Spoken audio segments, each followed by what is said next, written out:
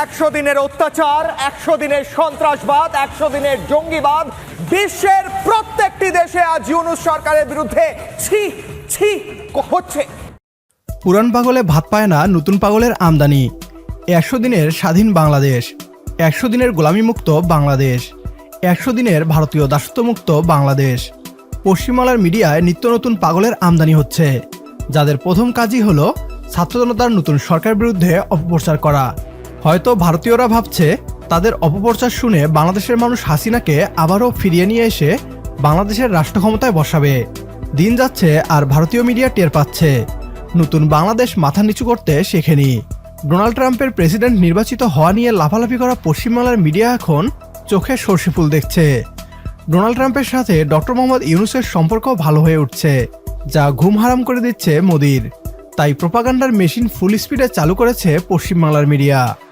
এ নিয়ে কি বলছে তারা, আসুন তা দেখি।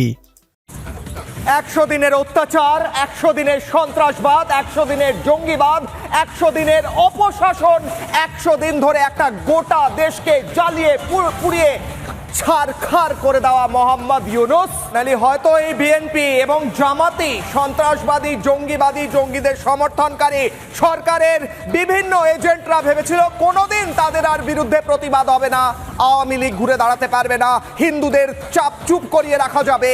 কিন্তু এখন তারা ভয় হয়তো ঠকঠক করে কাঁপছে, কারণ শুধুমাত্র বাংলাদেশ তো নয়, বিশ্বের প্রত্যেকটি দেশে আজ ইউনূস সরকারের বিরুদ্ধে ছি ছি হচ্ছে। লন্ডনের ছবি দেখাবো, এরপর সাউথ কোরিয়ার সিওলের পর লন্ডনের ছবি। গোটা বিশ্ব আগস্টের 11 তারিখের ছবি এবং তারপর থেকে টানা প্রতিবাদ আন্দোলন চলছে। লন্ডনের ছবি দেখাচ্ছি, এরপর টরন্টো। বিশ্বের এমন কোন দেশ নেই যেখানে প্রতিবাদ হচ্ছে না মোহাম্মদ ইউনূসের বিরুদ্ধে, ছি ছি হচ্ছে না। এরপরে ছবি টরন্টো। ফিনল্যান্ড, কোন দেশের নাম বলবো? বাংলাদেশের কট্টরপন্থীরা দেখুন। কানাডার ছবি, কোন দেশের নাম বলবো?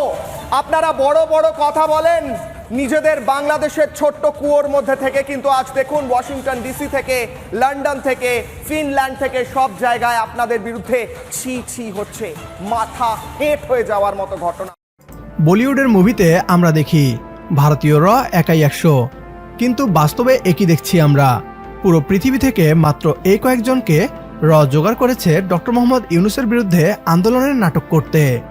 পশ্চিমবাংলার দাদারা সমালোচনা করছে, এর মানে সঠিক পথেই আছে আমাদের বাংলাদেশ। 100 দিন বাংলাদেশ ভারতীয় দাসত্বমুক্ত হয়ে কাটিয়েছে, যা হজম হচ্ছে না ভারতীয়দের। বাংলাদেশকে তারা ভারতের পুতুল রাষ্ট্র হিসাবে দেখতে চেয়েছে সারা জীবন, তবে এই দেশের ছাত্র সমাজ তা হতে দেয়নি।